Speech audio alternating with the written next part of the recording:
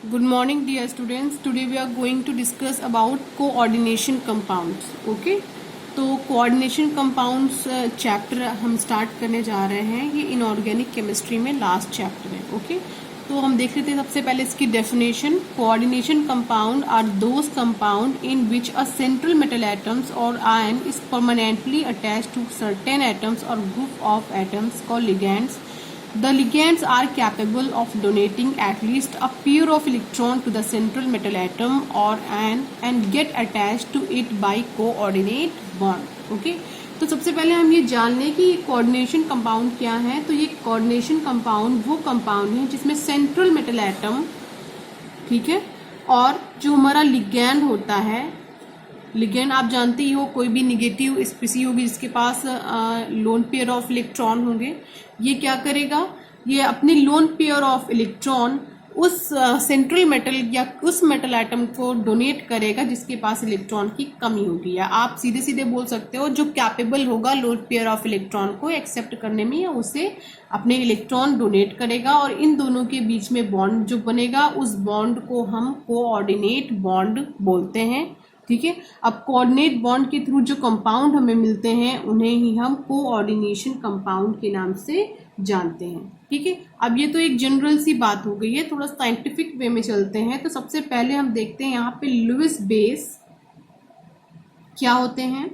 तो सबसे पहला आपने पढ़ा ही होगा क्लास 11th में कि लुईस बेस ऐसे सब्सटेंस होते हैं, ऐसी स्पीसीज होती हैं जो इलेक्ट्रॉन पेयर डोनेट करने की कैपेसिटी रखती हैं. लाइक आपका NH2 है, H2O है, Cn नेगेटिव है, ये सब इलेक्ट्रॉन पेयर डोनेट करने की कैपेसिटी रखती हैं. इनके पास lone pair of electron present होता है. देन नेक्स्ट पॉइंट है हमारा लुईस एसिड. ओके, तो लुईस एसिड ऐसी स्पीसी होती है जिसके पास कैपेसिटी हो इलेक्ट्रॉन पेयर एक्सेप्ट करने की. ओके, जो इलेक्ट्रॉन पेयर को एक्सेप्ट करने की कैपेसिटी रखते हो. लाइक आपका Fe di positive, Fe tri positive, Cu di positive, ये ऐसे बहुत सारे मेटल्स हैं. ओके, तो सपोज करते हैं कि जो यहाँ पे M है हमारा, ये M एक्चुअली क्या है, लुईस एसिड है. ओके, देन यहाँ पर जो L है हमारा, एक्चुअली ये L हमारा क्या है, लुईस बेस है. इसके पास लोन पेयर इलेक्ट्रॉन है और ये अपने lone pair electron Lewis acid को डोनेट करेगा. तो ये जो मैं एरो बना रही हूं, ये एरो हमेशा रिप्रेजेंट करता है कोऑर्डिनेशन बॉन्ड को. ओके, तो लुईस एसिड और लुईस बेस के बीच में बनने वाले बॉन्ड को ही हम कोऑर्डिनेशन बॉन्ड के नाम से जानते हैं. और ये जो हमारा मेटल है ये सेंट्रल मेटल एटम है, जिन्हें इन शॉर्ट हम लोग CMA के नाम से भी जानते हैं. ओके, और ये हमारा सिंबल है कोऑर्डिनेशन बॉन्ड का. और ये जो जिसने डोनेट किया है उसको हम लिगैंड के नाम से जानते हैं, वो लुईस बेस है. ओके, अब देखिए coordination compound are those compound in which central metal atom और आयन परमानेंटली अटैच्ड. जो इन दोनों के बीच में अटैचमेंट है वो परमानेंट है to certain atoms or group of atom, जो किसी भी पर्टिकुलर एटम या ग्रुप ऑफ एटम के साथ अटैच होगा, जिसको हम क्या नाम देंगे, लिगैंड का नाम देंगे. The ligands are capable of donating at least a pair of electron, जो कि कैपेबल होता है कम से कम एक पेयर ऑफ इलेक्ट्रॉन को डोनेट करने में. और किसको, to the central metal atom, किसको, सेंट्रल मेटल एटम को और आयन को. And get attach to it by coordinate bond, और ये इससे अटैच होता है और कोऑर्डिनेट बॉन्ड बनाता है. आई होप कि अब आपको डेफिनेशन समझ में आ गई होगी. ओके, नेक्स्ट हम बात करते हैं एक एग्जाम्पल लेकर. ठीक है, तो हमारे पास एग्जाम्पल है K4FeCN6. ओके, ये एक कोऑर्डिनेट कंपाउंड है. ओके, ये एक कोऑर्डिनेट कंपाउंड है तो इस कोऑर्डिनेट कंपाउंड में अगर आपसे कोई बोल रहा है कि आप बताइए इसमें लिविस एसिड कौन है और लिविस बेस कौन है, ये आपको बताना है, तो आपके पास यहाँ पे कंफ्यूजन क्रिएट हो सकता है। यहाँ पर एक पोटेशियम मेटल है, एक है आयरन मेटल, तो इन दोनों में से लुइस एसिड कौन है? ओके, ये आपके मन में आ सकती है। तो कभी भी आपको अगर लुइस एसिड या लुइस बेस पूछा जाए कि बताइए कौन है, तो आप केवल ब्रैकेट के अंदर वाले को ही देखिएगा। ओके, तो ब्रैकेट के अंदर जो यहाँ पे मेटल प्रेजेंट है वो मेटल कौन सा है? आयरन है। और यहाँ पर जो प्रेजेंट है आपका जो इलेक्ट्रॉन डोनेट करेगा या लोन पेयर ऑफ इलेक्ट्रॉन जो डोनेट करेगा वो है क्या? Cn है। तो यहाँ पर जो Cn है वो एक्चुअली है क्या? लुइस बेस है। ओके, और Fe यहाँ पे कैसा बिहेव करेगा? Lewis acid. ओके, और Cn अपने इलेक्ट्रॉन किसको देगा? Fe को देगा। तो इन दोनों के बीच में कोऑर्डिनेट बॉन्ड बनेगा, इससे यहाँ पर अभी कोई लेना देना नहीं है। ओके, तो ये ऐसे आप पहचान लोगे। आप कोई भी एग्जाम्पल यहाँ पर ले सकते हो, ऐसा नहीं कि सिर्फ आपके पास यही एक एग्जाम्पल है, कोई भी बहुत इजी सा आप एग्जाम्पल ले लो। लाइक कि एक ये ले लीजिए Cr, ओके, NH3 और बाहर कर देती हूँ Cl3। ओके, ये आपके पास हो गया। तो यहाँ पर आपसे कोई पूछ ले कि आप बताइए लुइस एसिड लुइस बेस कौन है, तो ये ब्रैकेट के अंदर देखना है। ये आपका हो जाएगा लुइस बेस, और Cr जो मेटल है ये ऐसा बिहेव करेगा लुइस एसिड। ओके, एक और काफी बेसिक चीज है, उसे भी हमें जानना बहुत जरूरी है, वो है हमारा types of compound. Okay, types of compound. वैसे तो कंपाउंड्स बहुत ज्यादा टाइप्स के होते हैं, क्लास 10th में आपने स्टडी किया होगा, लेकिन यहाँ पर हम कुछ बेसिक टाइप की बात करेंगे। तो पहला जो हमारा कंपाउंड है वो होता है यहाँ पर simple salt. Okay, simple salt में एक्चुअली ऐसे सॉल्ट आते हैं जिन सॉल्ट को आप जो है डायरेक्टली पानी में डिसॉल्व करो, लाइक आपका NaCl है, और पानी में डिसॉल्व करो, ये तुरंत ही अपने आयंस में ब्रेक हो जाए। ओके, ये सिंपल सॉल्ट होते हैं। नेक्स्ट है हमारा डबल सॉल्ट। डबल सॉल्ट ऐसे सॉल्ट होते हैं जो सिंपल सॉल्ट से मिलकर बने होते हैं, सबसे इजी वे में। ठीक है, सिंपल सॉल्ट से मिलकर बने हुए होते हैं। लाइक मैं आपको एग्जांपल दे रही हूँ, अगर दो सिंपल सॉल्ट आपस में मिल जाते हैं तो हमें डबल सॉल्ट मिल जाता है। लाइक आपका एग्जांपल है FeSO4 dot NH4 2 SO4 dot 6H2O। इसको आप जानते होंगे, ये है आपका मोहर सॉल्ट। ओके, मोहर सॉल्ट, क्लियर? तो ये मोहर सॉल्ट को आप ध्यान से देखिए कि तो मोहर सॉल्ट एक्चुअली दो सिंपल सॉल्ट से मिलकर बना हुआ है। एक FeSO4 है, दूसरा आपका है NH4 का होल ट्वाइस SO4। तो एक सिंपल सॉल्ट है आपका FeSO4, दूसरा है आपका NH4 होल ट्वाइस SO4। ये आपका दो सिंपल सॉल्ट है और दोनों आपस में अटैच हुए हैं, और आपको क्या मिल गया है? Double salt. डबल सॉल्ट को आप मिक्स्ड सॉल्ट के नाम से भी जानते हो। ओके, अब इसमें खास बात क्या है कि जब आप लिख दे रही हूँ पहले FeSO4 डॉट NH4 का whole twice SO4 dot 6H2O। Okay, तो ये जो आपका डबल सॉल्ट है, जब आप इसे वाटर में डिसॉल्व करेंगे तो इसमें जितने भी आयंस प्रेजेंट हैं वो सब अपने अपने आयंस में ब्रेक कर जाएगा। ठीक है, लाइक आपके पास यहाँ पे क्या है? Fe डाई पॉजिटिव है, एक आयन आपको मिल जाएगा। SO4 डाई नेगेटिव है, ये दूसरा आयन आपको मिल जाएगा। तीसरा है NH4 पॉजिटिव। ठीक है, ये अपने आयंस में क्या हो गया? ब्रेक हो गया। अब हम बात करते हैं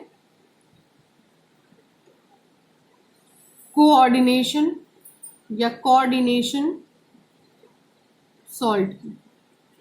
ओके, तो कोऑर्डिनेशन सॉल्ट होते हैं, इसको जब आप वाटर में डिसॉल्व करते हो तो ये अपने सारे के सारे आयंस में ब्रेक नहीं करता। इसको आप एग्जाम्पल से समझिए मैं क्या कह रही हूँ। लाइक कि आपके पास क्या है? K4 FeCN6 है। ओके, ये आपके पास एक कोऑर्डिनेशन कंपाउंड है या कोऑर्डिनेट सॉल्ट है। ठीक है, इस सॉल्ट को जब आप वाटर में डिसॉल्व करोगे तो आपको यहाँ पे टोटल आयंस कितने हैं? यहाँ पर टोटल आयन कितने हैं? के पॉजिटिव है, Fe डाई पॉजिटिव है, Cn नेगेटिव। यहाँ पे टोटल 3 आयंस है, बट आपको 3 आयंस यहाँ पर नहीं मिलेंगे। यहाँ पर होगा क्या, इसका डिसोसिएशन ऐसे होगा, आपको मिलेगा के पॉजिटिव प्लस दूसरा जो आपको स्पीसी मिलेगी वो होगी आपकी FeCN6। ओके, एक ये एंटिटी आपको मिलेगी। लेकिन अगर आप सोचो कि आप इसको आयोनाइज करो तो आपको क्या मिल जाए, K positive, Fe di positive, Cn negative, तो ऐसा नहीं होगा। ये जो कोऑर्डिनेशन एंटिटी है ये अपना एक अलग देगी, पूरा का पूरा स्पीसीज के फॉर्म में ये आयोनाइज होगी, और के आपका बिल्कुल अलग आयोनाइज होगा। ओके, तो ओवरऑल आप ये समझ लीजिए कि इसमें जो कोऑर्डिनेशन एंटिटी होती है, ये जो पूरा आपको ब्रैकेट के अंदर मिल रहा है, इसको हम कोऑर्डिनेशन एंटिटी के नाम से जानते हैं, पूरा का पूरा। ठीक है, लिख दे रही हूँ, कोऑर्डिनेशन एंटिटी। ओके, इसके नाम से जानते हैं। और जब हम आयोनाइज करते हैं कोऑर्डिनेशन सॉल्ट को, तो ये कोऑर्डिनेशन एंटिटी आपको फ्रीली नहीं मिलती। फ्रीली इन द सेंस कि ये एंटिटी कोऑर्डिनेट बॉन्ड के थ्रू बंधी हुई होती है। यहाँ पे आपको Fe डाई पॉजिटिव और Cn सिंगल नेगेटिव नहीं मिलेगा, यानी ये पूरे ये 100% अपने कैटायन और एनायन में डिसोसिएट नहीं होता H2O में। ठीक है, ये एक बेसिक डिफरेंस है कोऑर्डिनेशन में और डबल सॉल्ट में। ओके, डबल सॉल्ट अपने सारे कैटायन और एनायन में डिसोसिएट हो जाता है, लेकिन कोऑर्डिनेशन सॉल्ट जो है डिसोसिएट नहीं होता। यहाँ पर जो कोऑर्डिनेशन एंटिटी है ये फ्रीली अवेलेबल नहीं होती है। ओके, तो बच्चों आप इसको ऐसे समझिए कि जो आपके डबल कोऑर्डिनेशन सॉल्ट होते हैं, इसमें K4FeCN6 का डिसोसिएशन कुछ ऐसे होता है। ठीक है, लेकिन अगर ये डबल सॉल्ट होगा तो ये अपने सारे आयंस में ब्रेक हो जाएगा, टोटल 11 आयंस आपको मिलेंगे। लेकिन ये सिचुएशन यहाँ पर अराइज ही नहीं होती। यहाँ पर कोऑर्डिनेशन एंटिटी अपना एक आयन देती है, बाकी जो आपके ये पोटेशियम आप देख रहे हैं ये 4 आयंस में ब्रेक हो जाता है। तो यहाँ पर टोटल आयंस आपको कितने मिलते हैं, 5 मिलते हैं। ये चीज अपने माइंड में बना के रखिए, यहाँ से क्वेश्चन काफी अराइज होते हैं। हमेशा अक्सर आप देखोगे कि आपको कोऑर्डिनेशन कंपाउंड दिया गया है और उसको आयोनाइज करने के लिए दिया गया है। ठीक है, और उसके बाद पूछा गया है कि यहाँ पर आपको टोटल कितने आयंस मिलेंगे। तो इसके केस में टोटल आपको 5 आयन मिलेंगे।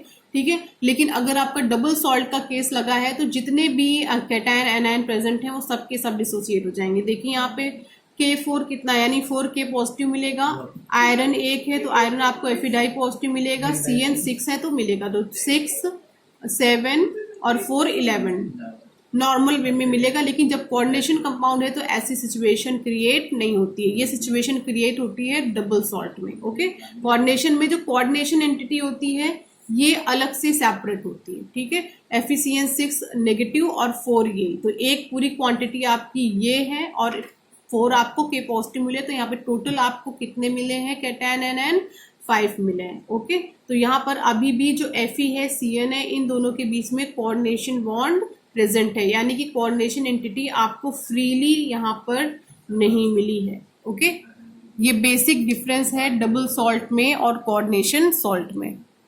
Now next topic is some important term used in coordination compound. Okay, तो first term is central metal atom. Central metal atom, जिसको इन शॉर्ट आप CMA भी बोलते हो। ओके, या सेंट्रल मेटल आयन, एक ही चीज है। ओके, तो ये एक्चुअली क्या होते हैं, द मेटल एटम और ion to which certain atoms or groups of atoms are permanently attached, okay, by coordination bond. अब इसको एग्जाम्पल के थ्रू समझिए।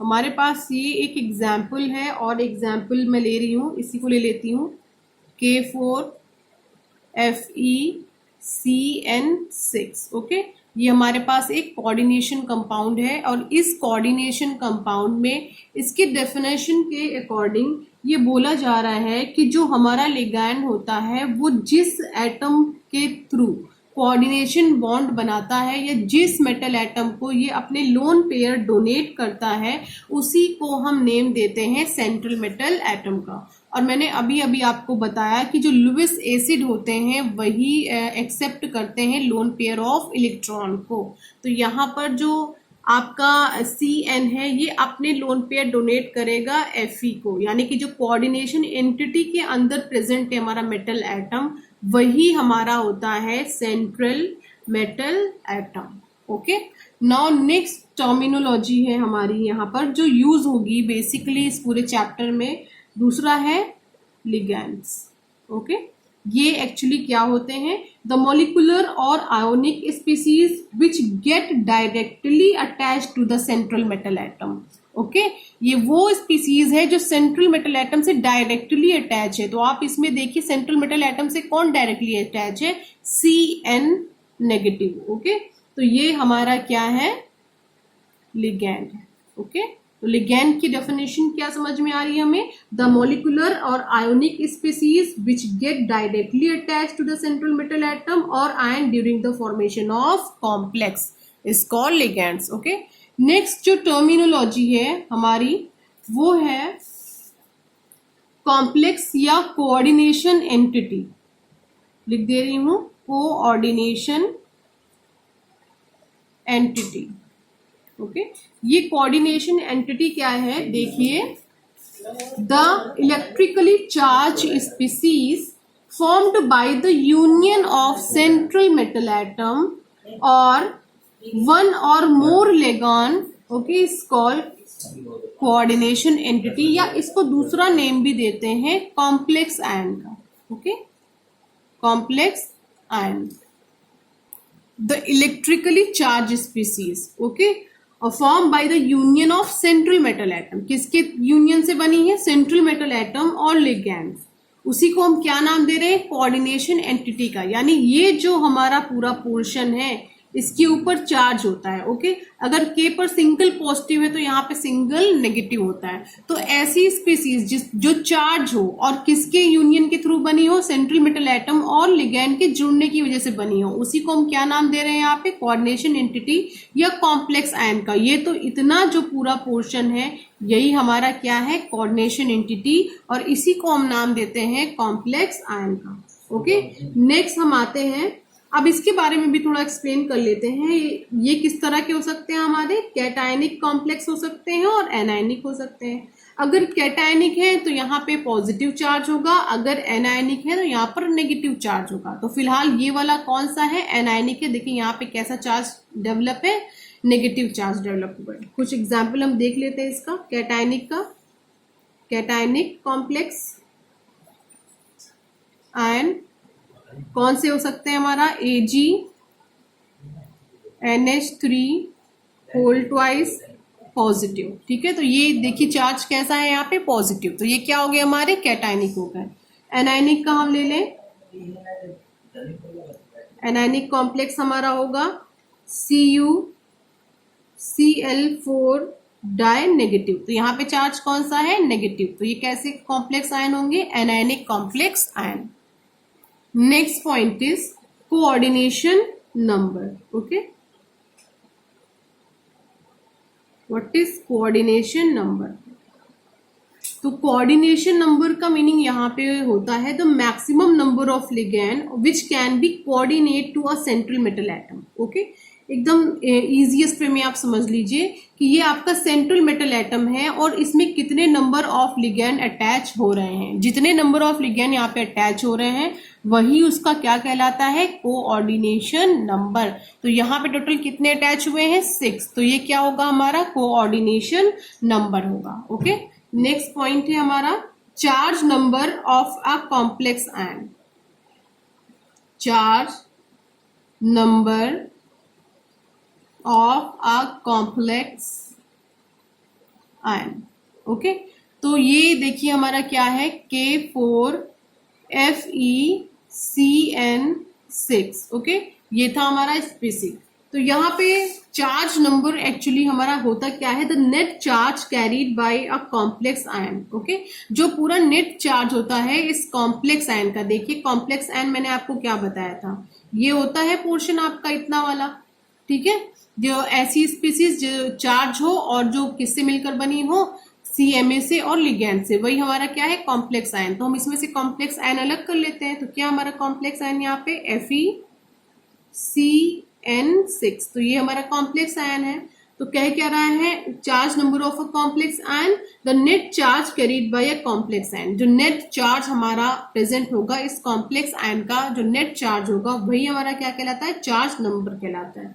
और इसका नेट चार्ज हम कैसे फाइंड करेंगे, आपको पता ही है कि Fe यहाँ पे कैसे प्रेजेंट है, Fe डाई पॉजिटिव, ठीक है, प्लस यहाँ पे Cn कितने हैं 6, और हर एक Cn के ऊपर कितना चार्ज होता है, Cn नेगेटिव। अब इसके थ्रू हम क्या निकालेंगे, चार्ज कॉम्प्लेक्स। तो Fe डाई पॉजिटिव लिख देते हैं यहाँ पे, डाई पॉजिटिव, साइन किसका लगा है, प्लस का, 6 Cn नेगेटिव, Cn नेगेटिव 1 है, यानी 6 minus 1 is equal to 6 minus का यहाँ पे क्या हो जाएगा, 4 हो जाएगा। तो पूरा चार्ज जो इस कॉम्प्लेक्स आयन का हमें मिला है वो कितना है, -4। तो charge number of a complex ion is हमारा क्या आ रहा है, -4। ओके, तो ओवरऑल हमें ये समझ में आया है एक कोऑर्डिनेशन कंपाउंड में K4 जो हमारा है वो काउंटर आयन है, और इस जो ब्रैकेट लगा हुआ है, इस ब्रैकेट के अंदर जो मेटल एटम प्रेजेंट है वो हमारा सेंट्रल मेटल एटम है। देन Cn हमारा लिगैंड है, और कितने number of ligand central metal atom से अटैच है वही हमारा क्या है, कोऑर्डिनेशन नंबर है। और ब्रैकेट के अंदर जितनी भी स्पीसीज प्रेजेंट है वो हमारी कोऑर्डिनेशन एंटिटी या फिर कॉम्प्लेक्स आयन के नाम से जानी जाती है। Okay, now next topic is, तो हमारा नेक्स्ट पॉइंट है कोऑर्डिनेशन स्फीयर। ये एक छोटा सा पॉइंट है, ये भी आपको रिमेम्बर होना चाहिए। तो इसमें एक्चुअली क्या कहा गया है कि कोऑर्डिनेशन स्फीयर, ये पर्टिकुलर वर्ड जहां जहां भी आए तो आप इसका मतलब समझिएगा कि इसकी मीनिंग क्या होती है। तो सपोज हमारे पास अगर एक ये कोऑर्डिनेशन कंपाउंड है CuNH3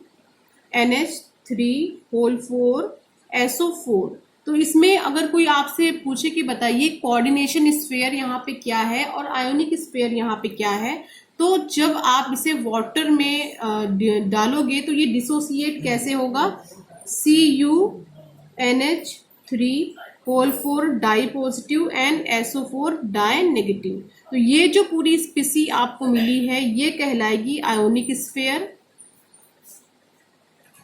ओके, और ये जो पूरी स्पीसीज मिली है ये आपको कहलाएगी कोऑर्डिनेशन स्फीयर। ओके, और ये आपका पूरा एक कॉम्प्लेक्स कंपाउंड है। तो याद रखिएगा, कभी भी ये टर्मिनोलॉजी आए तो आप समझ लीजिएगा इसकी बात हो रही है, और कोऑर्डिनेशन स्फीयर की बात हो तो कोऑर्डिनेशन एंटिटी की यहाँ पे बात हो रही है। Okay, now next topic is classification of coordination compound on the basis of ligands. Okay, तो फर्स्ट है जो हमारा वो है होमोलेप्टिक कोऑर्डिनेशन कंपाउंड।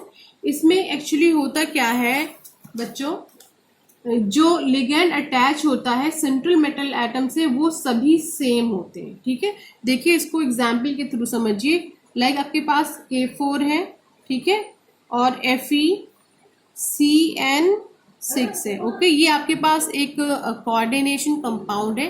तो यहाँ पे जितने भी आप लिगेंड देख रहे हो, टोटल 6 लिगेंड यहाँ पे अटैच हैं, और 6 के 6 ये सभी क्या है, Cn नेगेटिव, यानी 6 के 6 क्या है, सेम है। तो ये किस कैटेगरी में जाता है, होमोलेप्टिक कोऑर्डिनेशन कंपाउंड की कैटेगरी में जाता है। दूसरा जो हमारे पास होता है वो होता है heteroleptic. Okay, heteroleptic coordination compound. तो हेटेरोलेप्टिक कोऑर्डिनेशन कंपाउंड का एग्जांपल आप देखिए, लाइक आपके पास एक कोऑर्डिनेशन एंटिटी है CuNH3 का whole twice, then Cl and Br, ये आपके पास एक कोऑर्डिनेशन कंपाउंड है। तो इस कोऑर्डिनेशन कंपाउंड में देखिए दो क्या प्रेजेंट है, NH3 लिगैंड, एक Cl है और एक Br है। तो यहाँ पे डिफरेंट टाइप्स के लिगैंड अटैच है सेंट्रल मेटल एटम से। तो ये किस कैटेगरी में जाता है, हेटेरोलेप्टिक की कैटेगरी में जाता है। तो आप याद रखिएगा, जब क्लासिफिकेशन कोऑर्डिनेशन कंपाउंड का हम लिगैंड के बेसिस पे करते हैं तो जो हमारा Cn है, अगर वो या हमारा जो लिगैंड है, अगर वो जितने भी अटैच सेंट्रल मेटल एटम से लिगैंड है अगर वो सेम है, ठीक है, वो क्या कहलाता है हमारा होमोलेप्टिक। अगर हमारे लिगैंड डिफरेंट है तो वो किस कैटेगरी में जाता है, हेट्रोलेप्टिक कोऑर्डिनेशन कंपाउंड की कैटेगरी में जाता है। ओके, नाउ हम वापस क्लासिफिकेशन करने जा रहे हैं कोऑर्डिनेशन कंपाउंड का, लेकिन इस बार हम लिगैंड के बेसिस पे नहीं करेंगे, इस बार हम चार्ज के बेसिस पे करेंगे। तो on the basis of charge. Okay, यहाँ पर हम 3 टाइप से कोऑर्डिनेशन कंपाउंड को ब्रेक करेंगे। फर्स्ट है हमारा पॉजिटिवली चार्ज कॉम्प्लेक्स। ओके, तो पॉजिटिवली चार्ज कॉम्प्लेक्स जिसमें जो हमारी एंटिटी हो, यानी जो कोऑर्डिनेशन एंटिटी हो वो क्या हो, खुद ही पॉजिटिवली चार्ज हो। ठीक है, लाइक मैं एग्जांपल दे रही हूँ, ये हमारे पास Cu देन NH3 का होल 4 और ये क्या है SO4। ये हमारे पास एक कोऑर्डिनेशन कंपाउंड है और आपको पता है ये जो है हमारी वो कोऑर्डिनेशन एंटिटी है। तो अगर हमारा काउंटर आयन जो है, काउंटर आयन पे कैसा चार्ज है, डाई नेगेटिव, तो इस एंटिटी पे कैसा चार्ज है, डाई पॉजिटिव। तो ये कोऑर्डिनेशन एंटिटी पे चार्ज कौन सा है, पॉजिटिव है। अगर कोऑर्डिनेशन एंटिटी पे चार्ज पॉजिटिव है तो ये जो हमारा कोऑर्डिनेशन कंपाउंड है ये किस कैटेगरी में जाता है, पॉजिटिवली चार्ज कॉम्प्लेक्स की कैटेगरी में जाता है। ओके, सेकेंड है हमारा negatively charge complex, negatively charge complex. Okay, तो इसका एग्जाम्पल देखिए, ये है आपके पास K4 FeCN6, ये एग्जाम्पल है। यहां पर K पे कितना चार्ज, पॉजिटिव। कोऑर्डिनेशन एंटिटी आपकी ये है, इस पे चार्ज कितना आएगा, नेगेटिव। ओके, अब कोऑर्डिनेशन एंटिटी पे चार्ज अगर नेगेटिव है तो ये किस कैटेगरी में जाएगा, नेगेटिवली चार्ज कॉम्प्लेक्स की कैटेगरी में जाएगा। ओके, थर्ड है हमारा न्यूट्रल। ओके, तो neutral actually neutral charge complex.